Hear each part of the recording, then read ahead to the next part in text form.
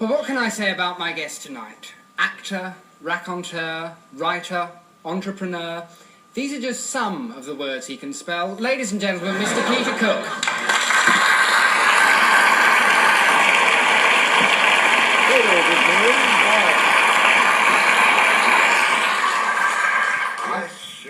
Yes, sir.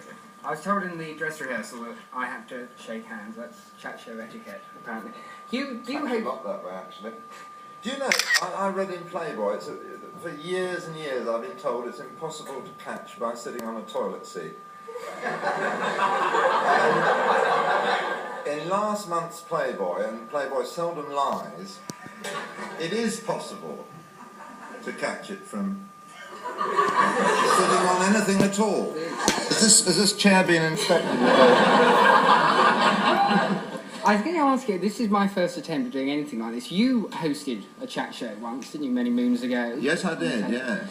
I was wondering if you got any public reaction to it at all. Yes, the public reaction was that I should desist from hosting a chat show. One of the main problems I found as an interviewer was an inability to hear what the other person was saying. And if I did, no interest in it whatsoever either. And Nancy Banks-Smith of The Guardian, she alleges, and it may be true, that Kirk Douglas was a guest on the programme. When he came in a fit of nerves, I said, "Who are you?"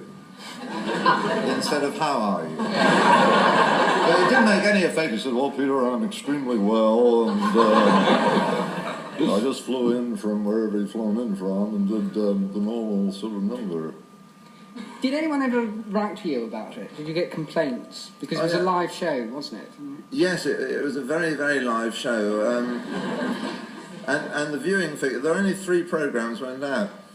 And it had sort of disaster interest in that it was live and people would tune in because they couldn't believe that anything so awful was going on before their very eyes. And one gentleman wrote to me and said, accused me of being a drug addict, and found out his telephone number, and on air dialed through to this number and got the man's wife. And I said, "Hello, I'm Peter Cook, I'm on television at the moment doing a live show.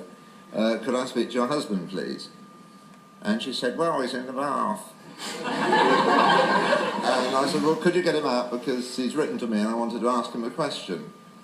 And she said, "Are we on television?" And I said, "Well, you're not on television. I'm on television holding a telephone, but you're not on television. Just holding the phone doesn't actually get you on television." She said, "I'll just switch on to check." And she switched on and said, I've checked it, I'm not on television. Will you be zooming in on my husband? Because he's in the bath." And I said, "No, I won't be zooming in on him. He's in the bath. Much though I'd love to be able to zoom in on your husband who's in the bath, I can't do that. Could you get him out of the bath?" And there was another long pause. This is riveting television, you see, just holding a telephone, looking like a right Sir Anthony. Oh, Cockney rhyming slang. And eventually, thank you, John Bindon, and good night. It's nice of John Bindon, wasn't it, to confess to Sun readers. He confessed to Sun readers that he'd never had an affair with Princess Margaret. Tonight, I'm willing to confess that as well. Anyway, finally, this punter, whoever he was, came to the phone, and I said, "You wrote in and said I was a drug addict." I said, "Why did you do that?" And he said, "Well, I was lost for words." It took about 7 minutes, this conversation. Sure. Exactly 20 years separates you and I as presidents of Footlights. I was wondering... Yes, roughly. Roughly a bit. Yeah, because in those days we all used to sit around and Sybil Thorndike and Oliver Milchip, Oliver Hardy, Sir Lawrence Olivier and I, and we were all dazzled by the heady wine of Marxism. We used to sit up all night singing Das Kapital. We were idealists in those days, you know. Who were your contemporaries? David Frost was in. David Frost, he was one of the so-called Lucan Circle. Yes, he was. David Frost was definitely there. I was about to add something to that, wasn't I? But I didn't. No, he was about the place certainly, and he was very nice. Were there? Oh, what else can you say? He was pathetic. He used to. You see, this is where everybody else was completely wrong, because they all thought, in footlight circles in any case, that David, you know, couldn't tell jokes or make jokes up and do anything funny, and therefore, because he was so nice and hard-working, he should be given a job of some kind. And he was given a job, and I really forget what it was. And of course, he was much better at being nice and doing things like remembering people's names and being industrious. And he was a very bright lad, and we didn't know it. I still don't, actually. And talking of those times, people seem to think that Beyond the Fringe sprang fully born from Oxford and Cambridge, just as 4 years later the Monty Python team did. Is that the case? No, it's not the case. I think anybody at Footlights at Cambridge now or any time since suffers because very often in the public mind, in any case, is the idea that the four of us in Beyond the Fringe, Jonathan Miller, myself, Alan Bennett and Dudley Moore, met at university, got a review together, and then went straight to the West End, smash hit, off to Broadway. When in fact Jonathan had left Cambridge before I arrived, Dudley and Alan were at Oxford, and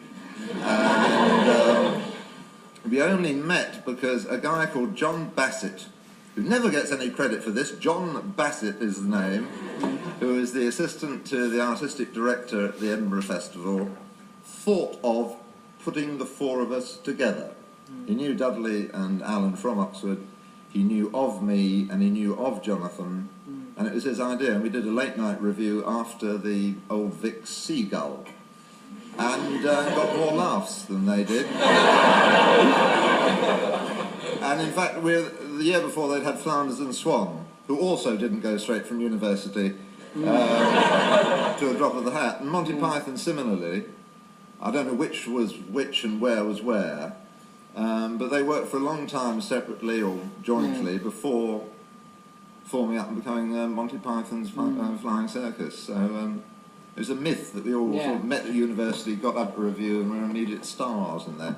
So what did you do when you left Cambridge? You started the Establishment Club, yes, on the... Yeah, in my second year at Cambridge, I thought, why on earth isn't there a club where they do political satire? Because they had it in Berlin and they had it in Paris and places like that. And I thought, well, it's such an obvious idea that somebody's going to do it before me. In fact, nobody did. And I was looking around for premises in Covent Garden, actually. You couldn't get planning permission for change of usage. And eventually wound up in Greek Street. And that opened with John Bird, Eleanor Bron, John Fortune, a guy called Jeremy Geit, who was the only non-university person involved, who's now teaching drama at Yale. And he was great at falling over and farting, and he simultaneously, I mean, he was an excellent person to have about, because he only mimed the farting. It was not real. And what was the question? I mean, I started it. You started. But if that's the regular team, you also had guest stars. Yes. You had Lenny Bruce come to it. Lenny Bruce came over, yeah. What was he like? Well, he was... it was most peculiar because I'd heard his records, and he was notorious for bad language and blasphemy and so on, and obviously a very good draw. But I had no idea what he was like, and I thought it was a big American star arriving, what do we do? So I had a large car, Rolls Royce or something, and went out to the airport to meet him. So, Mr. Cook for Mr. Bruce, and if you like to step this way. And out came this wreck. Absolute shambling wreck. and sort of lurched into the car and insisted on playing this tape recordings of a conversation he'd had with the stewardess on the flight. And it was a very small, tiny tape recording. You couldn't hear anything. Saying, "Hey, this is terrific, terrific." You hear. I thought, Jesus, what I got in my hands. So I booked him into a hotel, which he got chucked out of because the management felt there was an excess of hookers and in his room and too many syringes down the toilet. They had a very sort of old-fashioned attitude towards drugs. So he stayed with me. It's rather like this Charlie Parker died in my arms, isn't it? Well, he did, actually. And he stayed with me in Battersea. One of my first assignments was to go and get him some drugs, which I knew nothing about. He said he had this old war wound. He'd suffered this as a Marine, and he needed stuff called dilaudid, I think it was, which is a heroin derivative. And I had no idea how to get hold of drugs. So I couldn't call this gentleman in the bath. I mean, it was ages before that. So I thought, drugs, jazz. Do I know any jazz musicians? Rang Dudley. Dudley, any idea how I get hold of drugs at all, you know, sort of stuff, you know, that? And, yeah, Junior Aspirin.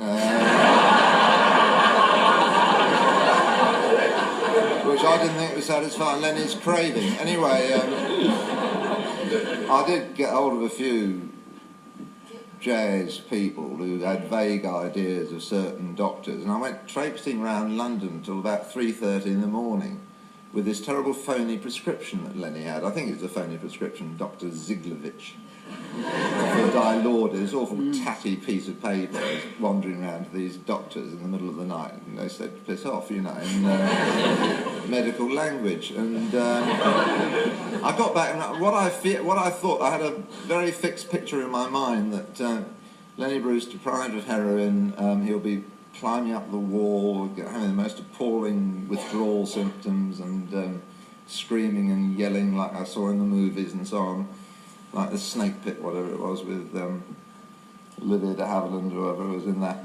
And when I got back, he sat there quite quietly, and I said, "Well, Lenny, I'm terribly sorry, I couldn't get hold of any heroin." And he said, "Oh, that's cool, I'd like some chocolate cake."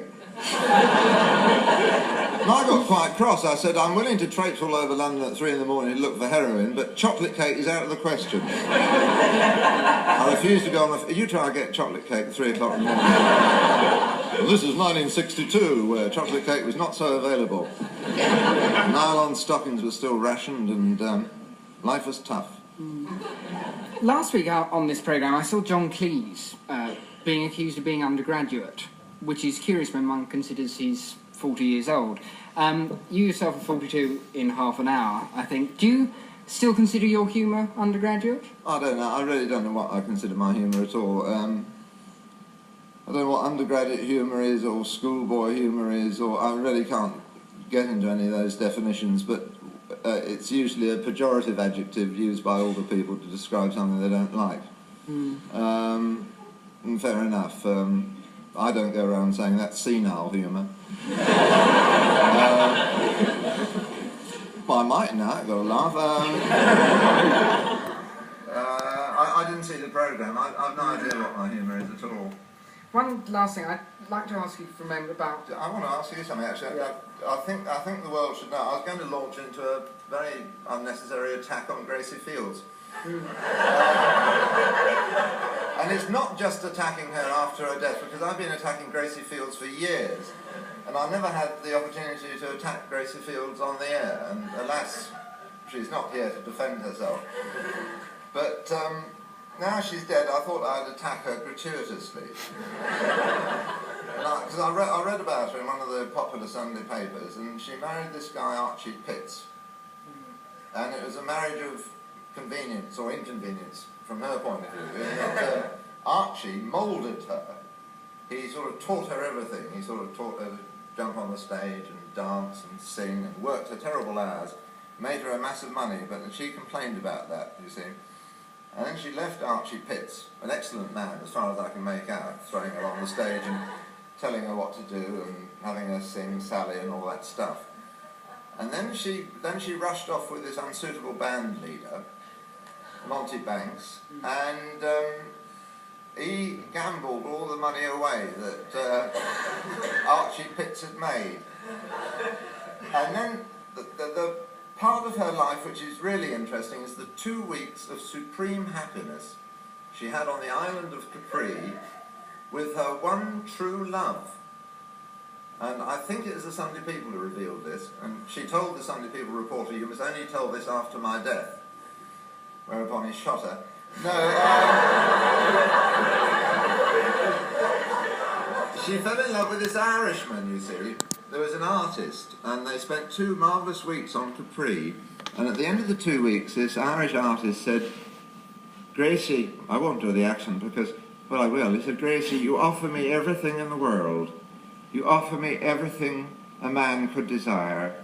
Love, peace, wealth, contentment, fresh fish, sea views, joy, sexual frenzy, euphoria. You offer me all this, but if I stayed with you, I would lose the one thing I treasure most, my art." And he pissed off. And 25 years later, to show that he was right, 25 years later, a self-portrait by this Irish artist was sold at Sotheby's for £5. There's a lesson in that somewhere. Well, I'm having It's very unnecessary, isn't it, attacking Gracie Fields? Gracie. Well, I'm having signs made Double to me, so I mole, better... yes. Have you also read... Oh, God, yes. No, I've read some news today which I'm very pleased about. It's Yeah. Captain Scott of the Antarctic. This is why it's worth getting the Times.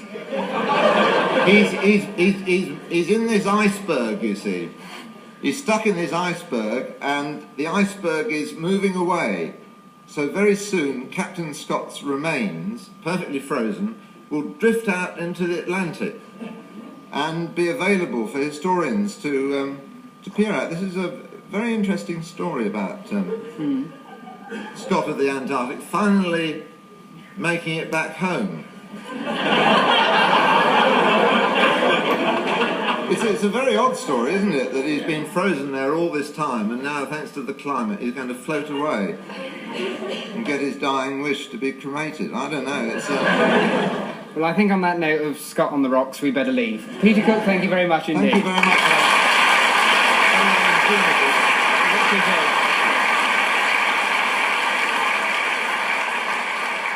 And now, singing her version of one of her favourite songs, Miss Emma Thompson.